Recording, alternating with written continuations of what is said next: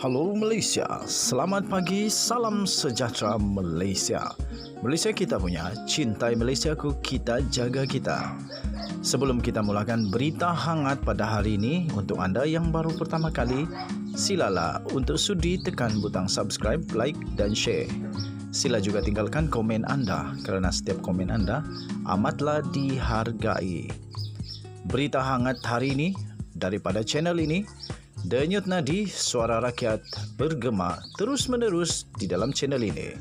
Setiap hari kita membawakan berita-berita terbaru yang pastinya dinantikan oleh seluruh rakyat Malaysia. Kita akan mulakan berita kita. 1, 2, 3. Berita mula sekarang. Salam sejahtera Malaysia. Selamat pagi tuan-tuan dan puan-puan yang dihormati sekalian.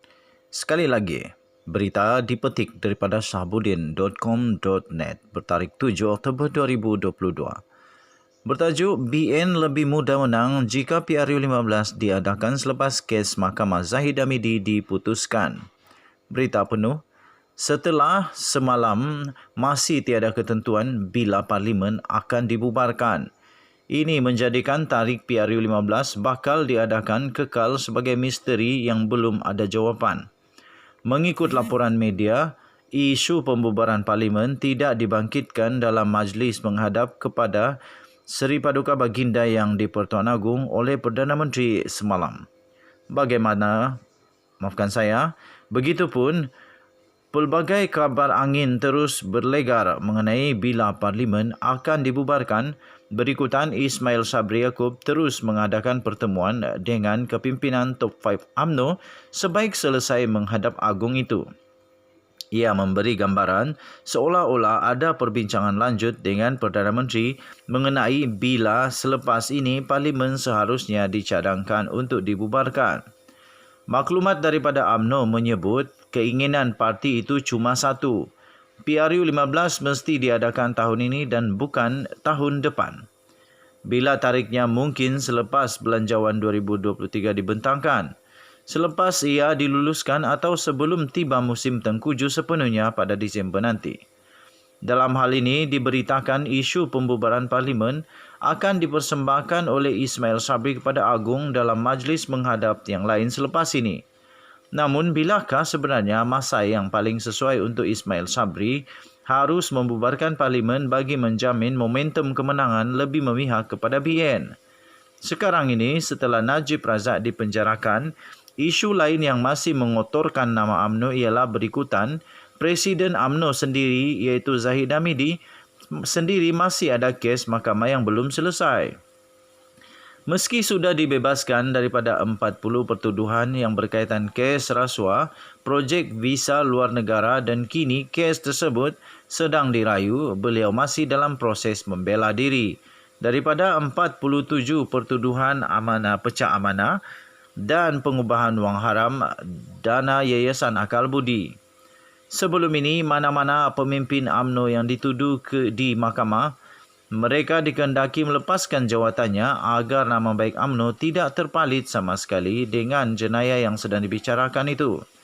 Tetapi di era Zahid Hamidi yang memegang jawatan Presiden UMNO, perkara itu tidak diguna pakai lagi dan sebab itu bila beliau ke mahkamah untuk dibicarakan, ia seolah-olah UMNO sendiri sedang dibicarakan. Lantaran itu, selagi beliau dibicarakan dan kesnya belum selesai, malah sudah tentu Zahid Hamidi akan terus diberikan watika sebagai calon oleh Presiden UMNO jika PRU15 diadakan dalam waktu terdekat ini.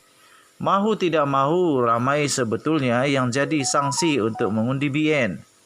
Ini kerana mengundi BN dalam keadaan Zahid Hamidi yang ada kes mahkamah dan sedang dibicarakan itu, tetapi terus juga bertanding, ia seperti menolong dan membantu beliau untuk membersihkan dirinya melalui proses selain daripada mahkamah.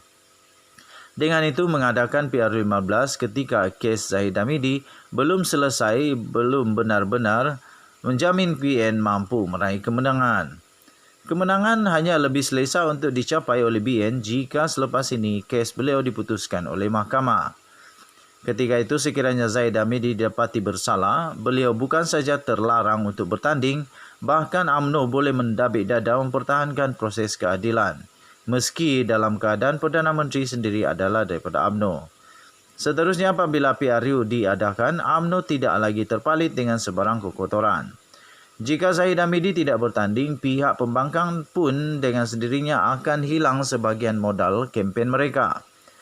Kiranya Zahid Hamidi dibebaskan pula, maka ia akan melonjakkan nama UMNO sebagai pilihan yang sudah dibersihkan dan tidak lagi terpalit dengan kekotoran. Rakyat pun tiada lagi keraguan untuk memberi sokongan dan mengundi BN. Proses membela diri Zahid Hamidi akan berakhir tidak berapa lama lagi dan dijangka keputusan kesnya akan diketahui sebelum pertengahan Disember ini. Jadi, tarikh paling sesuai, paling wajar dan paling tepat untuk Datuk Seri Ismail Sabri Yaakob bagi memohon pembubaran Parlimen ialah selepas keputusan mahkamah itu. Artikel ini telah ditulis oleh Shahbuddin Hussein bertarikh 7 Oktober 2022, diterbitkan di shahbuddin.com.net. Kita jumpa lagi. Salam sejahtera Malaysia. Selamat pagi. Bye-bye.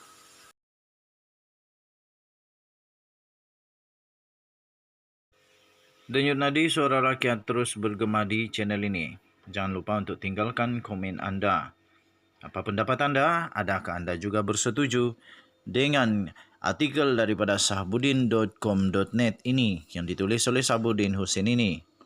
Adalah lebih baik untuk Perdana Menteri Malaysia membubarkan Parlimen hanya selepas semua kes mahkamah pemimpin-pemimpin UMNO diketahui supaya UMNO lebih banyak peluang untuk menang dan memerintah semula sebagai kerajaan Malaysia. Kita jumpa lagi. Sekali lagi, jangan lupa tekan butang subscribe, like dan share. Bye-bye Malaysia. Selamat pagi. Selamat hari Minggu.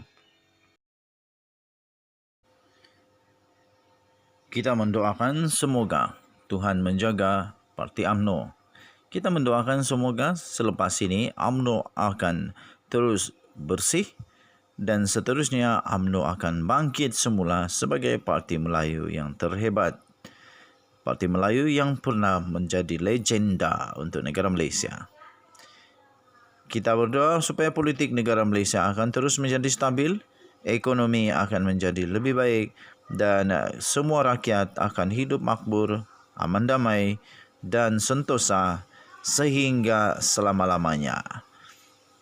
Jangan lupa tekan butang subscribe, like dan share. Kita jumpa lagi. Tinggalkan komen anda kerana komen anda adalah amat dihargai. Bye-bye Malaysia. Selamat pagi. Selamat pagi. Bye-bye. Malaysia kita punya. Cintai Malaysiaku, kita jaga kita. Sila pastikan keluarga anda dan kehidupan anda terus bahagia dan terus aman damai. Bye-bye Malaysia. Selamat pagi.